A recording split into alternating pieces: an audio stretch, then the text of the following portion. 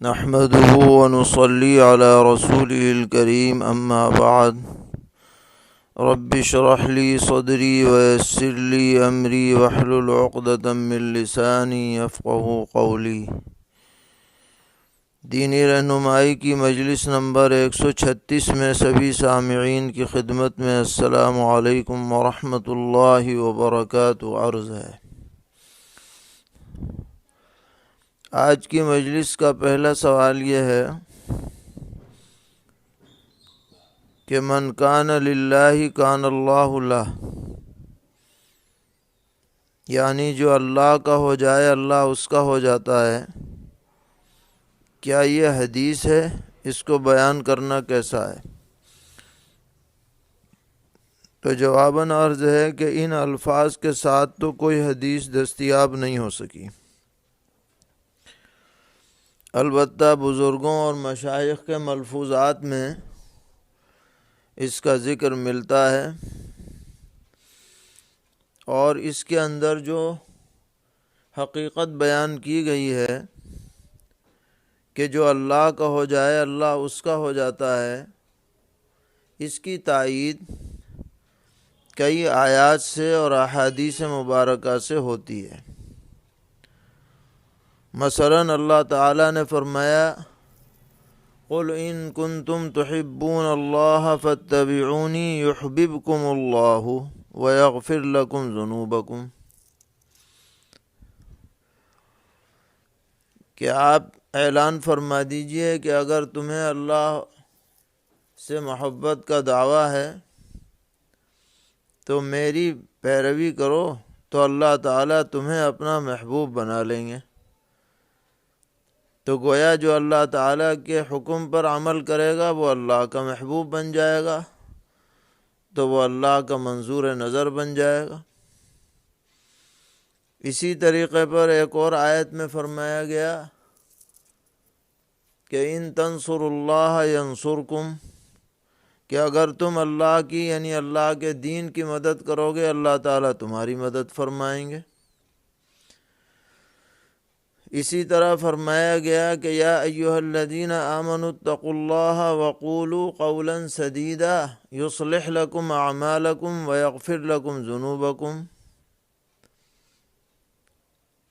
کہ اے ایمان والو اللہ سے ڈرو اور سچی بات کہو تو اللہ تعالیٰ تمہارے اعمال درست فرما دیں گے اور تمہارے گناہوں کو معاف کر دیں گے۔ تو اس مضمون کی جو آیات ہیں ان سے یہی ثابت ہوتا ہے کہ جو اللہ کے حکم کی تعمیل کرے گا اللہ تعالیٰ اس کا ناصر اور حامی بن جائیں گے۔ اسی طریقے پر احادیث شریفہ میں بھی متعدد موقعوں پر نبی اکرم علیہ الصلاۃ والسلام نے ارشاد فرمایا احفظ اللہ یحفظک، کہ تم اللہ کی یعنی اللہ کے حدود کی حفاظت کرو اللہ تعالیٰ تمہاری حفاظت فرمائیں گے۔ ایک اور حدیث کا ٹکڑا ہے کہ واللہ فی عون العبد ما کان العبد فی عون اخیہ، کہ جو آدمی اپنے بھائی کی مدد میں رہتا ہے اللہ تعالیٰ اس کی مدد فرماتے ہیں۔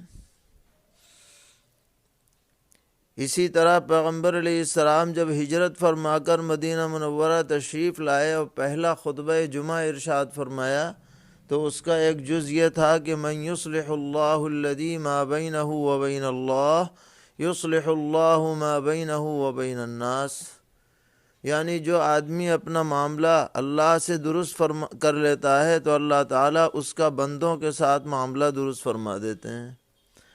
تو اس طرح کی آیات و احادیث سے اس بات کی تائید ہوتی ہے کہ جو اللہ کے حکم کی تعمیل کرے گا اللہ کا حقیقی معنی میں بندہ بن جائے گا تو اللہ تعالیٰ بھی اس کی مدد فرمائیں گے اور اس کو اپنا محبوب اور منظور نظر بنا لیں گے۔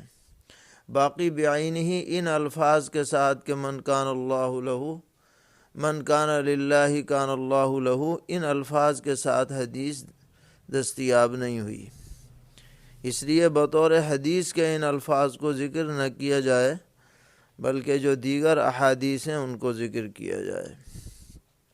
پوچھتے ہیں قبر میں سوال جواب کے بعد روح جنت میں چلی جاتی ہے یا جہنم میں یا کہیں دوسری جگہ کہاں جاتی ہے، وضاحت فرمائیں۔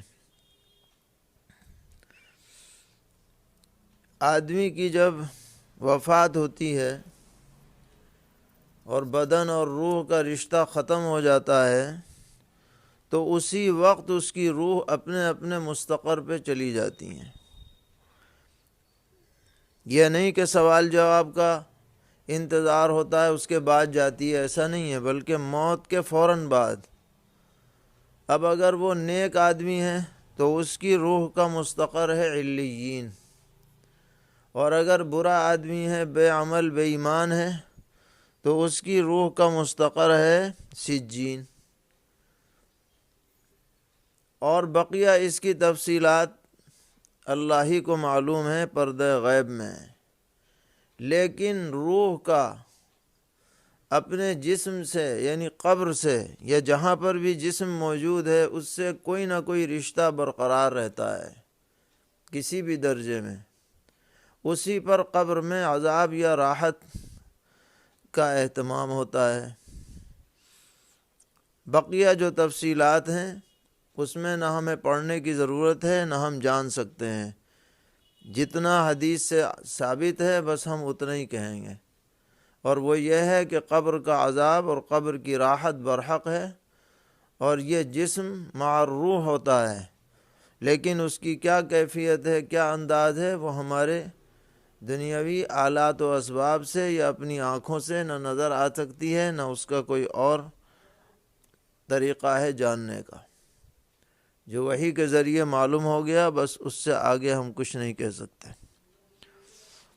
اور یہ کہ علیین و سجین کہاں ہیں، کتنے بڑے ہیں، کس اس میں ہیں، اس کا بھی حقیقی علم اللہ تعالیٰ ہی کو ہے۔ سوال کرتے ہیں کہ کریڈٹ کارڈ کے بارے میں آپ کی کیا رائے ہے؟ جواباً عرض ہے کہ کریڈٹ کارڈ لے کر اس طرح استعمال کرنا کہ سود نہ دینا پڑے تو یہ درست ہے، لیکن اگر اس طریقے پر استعمال کیا جائے کہ سود دینا پڑ جائے، جتنی رقم ہم نے اس پہ نکالی ہے اس سے زائد دینی پڑ جائے تو پھر گناہ سود کا لازم آ جائے گا، اس سے احتیاط کرنی چاہیے۔ پوچھتے ہیں کہ بہت سے نمازی حضرات جماعت کے لیے وقت ہونے سے 40-50 سیکنڈ پہلے ہی سے کھڑے ہو جاتے ہیں، تو کیا ان کا مسجد میں کھڑا ہونا اور امام کا کھڑے کھڑے انتظار کرنا درست ہے؟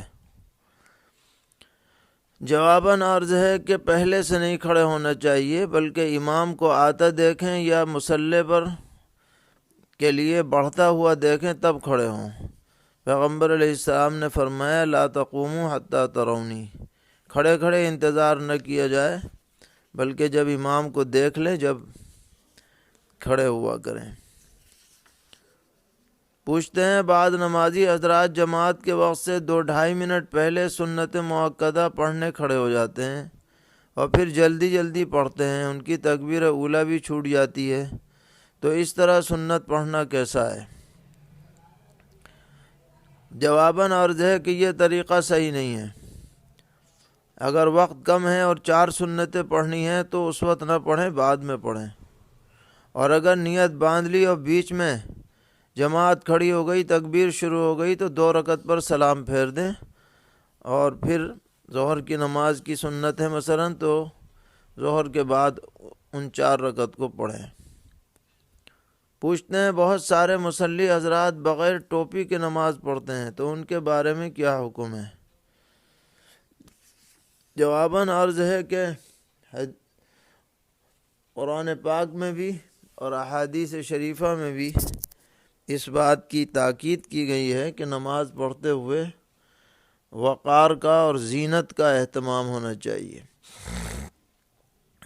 اور وقار اور آداب میں سے یہ ہے کہ آدمی سر ڈھک کر نماز پڑھے اور ننگے سر نہ پڑھے، یہ بے ادبی کی بات ہے۔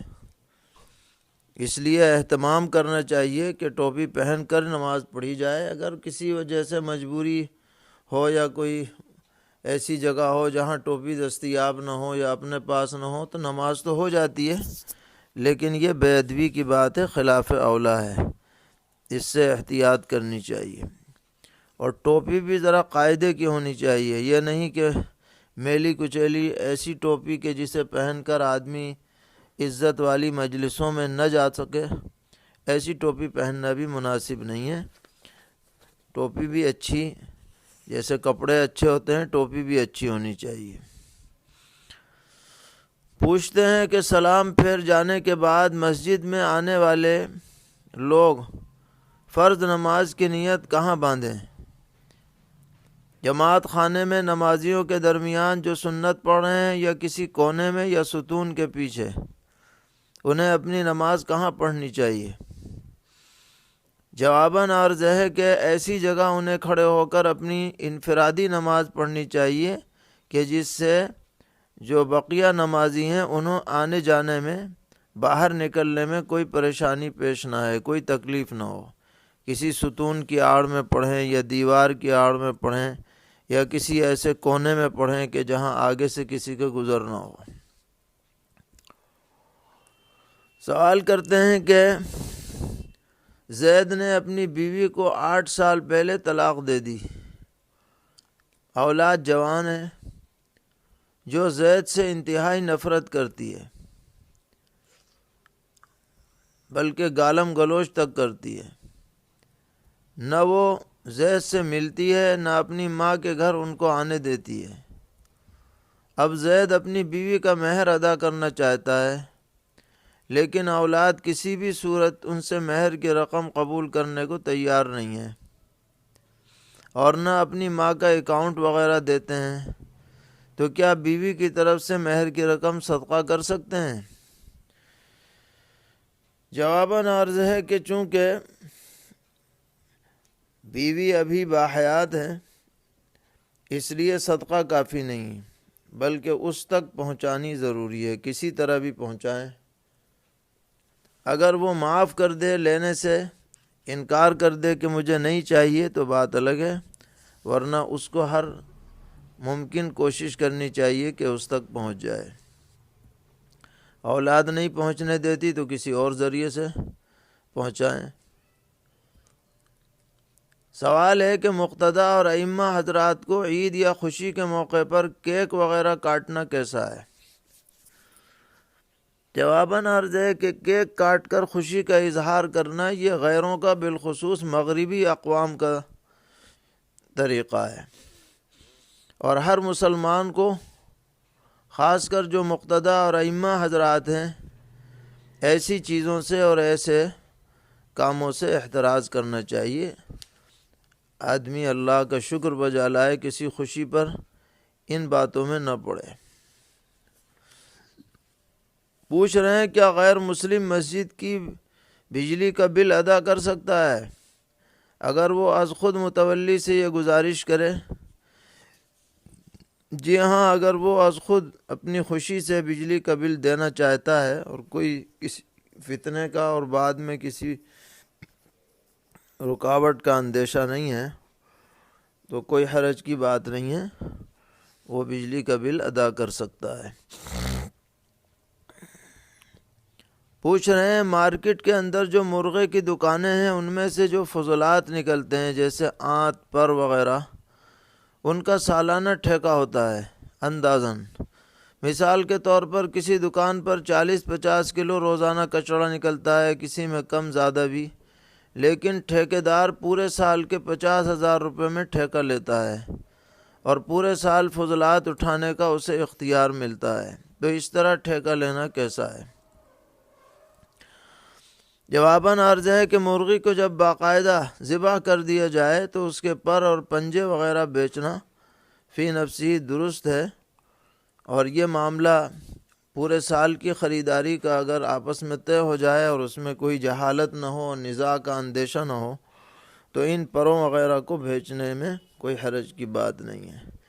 خالی فضلات کی بے نہیں ہو رہی ہے، بلکہ یہ پروں اور پنجوں وغیرہ کی بے کے تابع ہو کر کے فضلات ہوتے ہیں، فی نفسی ہی فضلات کی بے نہیں ہے، اس لیے اس کی گنجائش ہے، اگر کسی نزاع کا اندیشہ نہ ہو تو خرید و فروخت ہو سکتی ہے۔ اللہ تعالی ہم سب کو دین پر استقامت عطا فرمائے، ہر طرح کے شرور سے محفوظ رکھے۔ وصلی اللہ تعالی علی خیر خلقہ محمد وآلہ وصحبہ اجمعین برحمتک یا ارحم الراحمین۔